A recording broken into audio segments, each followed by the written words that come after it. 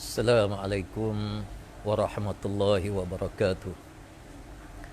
Alhamdulillahil qail Subhanallazi asra bi'abdihi laylan minal masjidil harami ilal masjidil aqsa Allazi barakna hawlahu linuriyahu min ayatina innahu huwas sami'ul basir.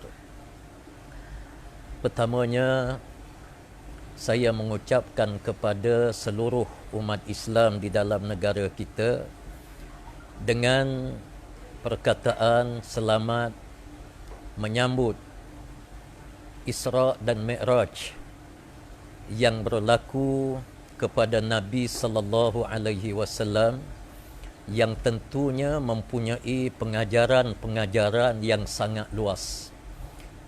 Dalam konteks yang berlaku pada hari ini, suka saya menyebut bahawa perjalanan Isra dan Mi'raj yang berlaku kepada batang tubuh Rasulullah sallallahu alaihi wasallam yang menjadi mukjizat yang sangat besar yang perlu ditauladani oleh umat Islam sejagat. Perjalanan yang jauh, perjalanan yang sukar, perjalanan yang memerlukan kepada iman, kepada kesabaran, kepada perancangan yang sangat rapi memberi pengajaran kepada umat Islam, terutamanya dalam konteks yang berlaku di dalam negara kita pada hari ini. Negara kita yang menghadapi ancaman yang berbagai-bagai, termasuk ancaman kestabilan negara, pertukaran kerajaan, ancaman COVID-19, ancaman ekonomi global, dan lain-lain ancaman yang memberi kesan kepada negara kita, boleh kita lihat kepada satu motivasi yang diberi oleh Allah Subhanahu wa taala melalui Isra dan Mi'raj yang berlaku pada Rasulullah sallallahu alaihi wasallam. Perjalanan yang sukar yang tidak boleh dibaca oleh akal manusia. Allah Subhanahu wa taala menjalankan Nabi sallallahu alaihi wasallam di saat Islam hampir mencapai kemenangan yang besar, iaitulah menguasai Madinatul Munawwarah. Sebelum daripada Islam mencapai kemenangan, Allah Subhanahu wa taala menguji Nabi sallallahu alaihi wasallam satu perjalanan yang sangat jauh, yang memberi satu pengajaran kepada semua umat Islam bahawa Islam yang kita bawa ini adalah sebuah agama yang mempunyai matlamat yang sangat jauh. Ada matlamat jangka pendek dan ada matlamat yang sampai kepada hari akhirat. Lantaran itulah kalau kita lihat perjalanan daripada Nabi sallallahu alaihi wasallam daripada Makkah Al-Mukarramah menuju ke Masjidil Aqsa, kemudian diangkat oleh Allah Subhanahu wa taala sehingga ke Sidratul Muntaha. Perjalanan yang jauh ini perlu kita pelajari bahawa sememangnya di dalam perjuangan Islam yang kita perjuangkan ini, Islam meletakkan satu perjalanan yang sangat jauh. Jangan sekali-kali kita rasakan perjuangan Islam ini perjuangan yang mudah, yang dapat kita capai kemenangan dalam masa yang singkat, yang dapat kita mengauk keuntungan dalam masa yang singkat. Islam adalah perjalanan yang sangat jauh, perjalanan yang menuju sehingga kepada hari akhirat.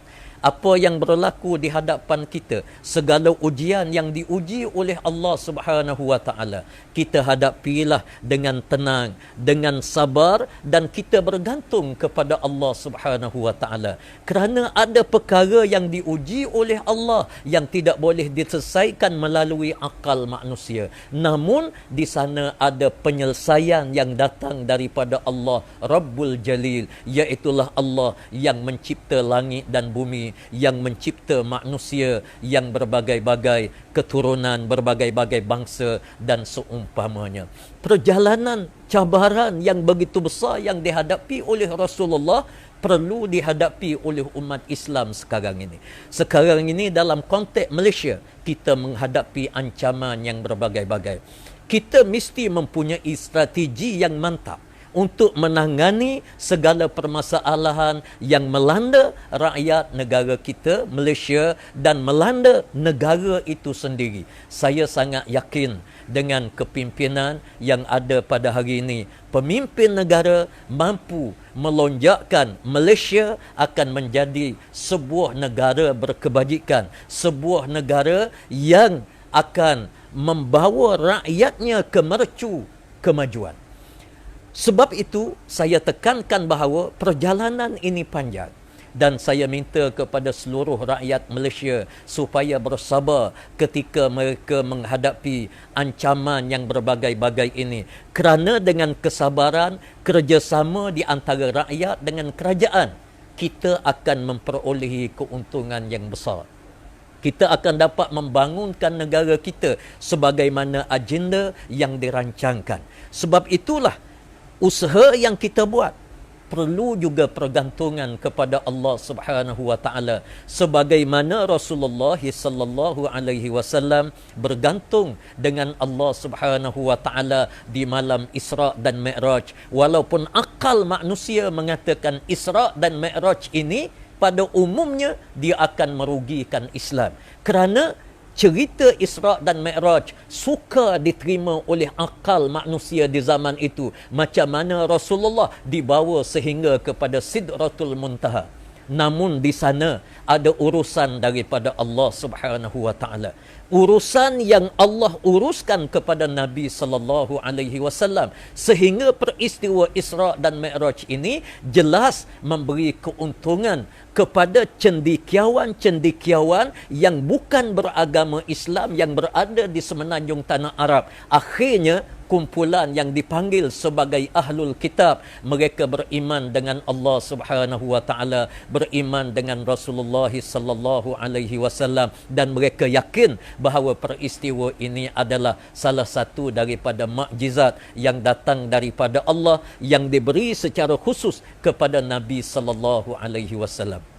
Saya yakin dan penuh optimis, insya-Allah apa yang melanda negara kita, di sana ada bantuan daripada Allah Subhanahu wa taala. Allah akan bersama-sama dengan kita. Sebab itu saya minta kepada seluruh umat Islam di dalam negara kita, di samping kita merancang strategi kita yang mantap untuk negara, kita juga jangan lupa pergantungan kita kepada Allah Subhanahu wa taala untuk kita bangunkan negara, untuk kita pastikan negara kita terus berada dalam keadaan aman damai, terus berada dalam keadaan kestabilan yang mantap, dan kita doa kepada Allah Subhanahu wa taala mudah-mudahan insya-Allah hubungan di antara rakyat dengan pemimpin semakin baik, semakin akrab insya-Allah, dan mudah-mudahan apa yang kita usahakan ini mendapat keberkatan daripada Allah Subhanahu wa taala.